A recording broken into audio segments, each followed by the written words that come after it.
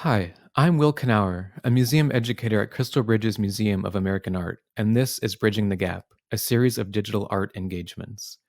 In this segment, we will be looking at The Reader by Mary Cassatt. It will be helpful to have paper and something to write with to respond to the activities in the video. Please pause the video to collect the items you need. Before we get started discussing this work of art, let's take a few moments to look closely at it. Start by letting your eyes wander around the work of art, taking notice of some of the details, such as the colors the artist is using and objects that you recognize in the painting. Please pause the video to give yourself a few moments to look. When you look at this painting, what type of feeling do you think it might suggest?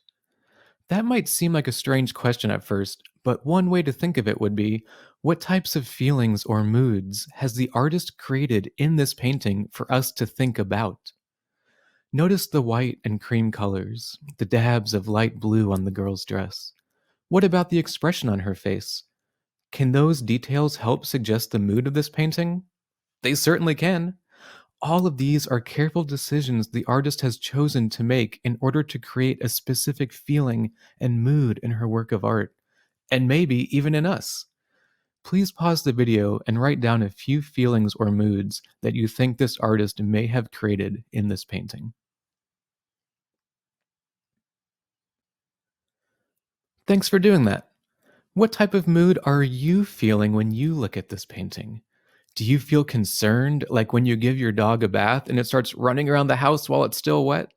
What about confused, like when you dream about a math test and the numbers all look like spaghetti noodles? Or how about calm and relaxing, like floating in a rowboat that is gently drifting down a river? It's a great thought that everyone may have a slightly different reaction when looking at this beautiful painting. The artist is well known for focusing on the mood and feelings of her works. Mary Cassatt rejected some of the traditional ways of painting where everything looked very realistic or had historical references. And this work, titled The Reader, which was created in 1877, is one of the first examples of the artist experimenting with a new style of painting called Impressionism. But Mary Cassatt wasn't alone in this exciting new form of painting. She joined up with a group of other artists who were also rejecting the more traditional ways of painting. This group became known as the French Impressionists. Instead of trying to capture the world exactly as it appeared with their paintings, they instead focused on the effect of the light in their works, often working outside when they painted, and used dabs of paint instead of smooth brushstrokes to create the objects in their paintings.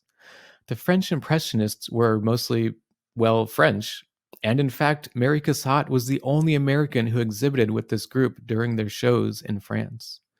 This artist broke traditions in her art and in her life. Throughout her life, Mary Cassatt was a big supporter for women's education and social issues, like a woman's right to vote, which is also known as women's suffrage. She raised money for these causes, as well as featured women, and many times women reading, in her paintings.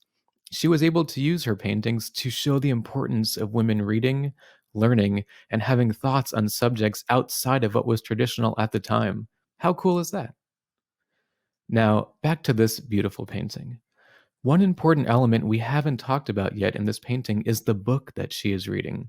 How much do you think we can learn about it just from looking at it and using the mood of this artwork that the artist has created?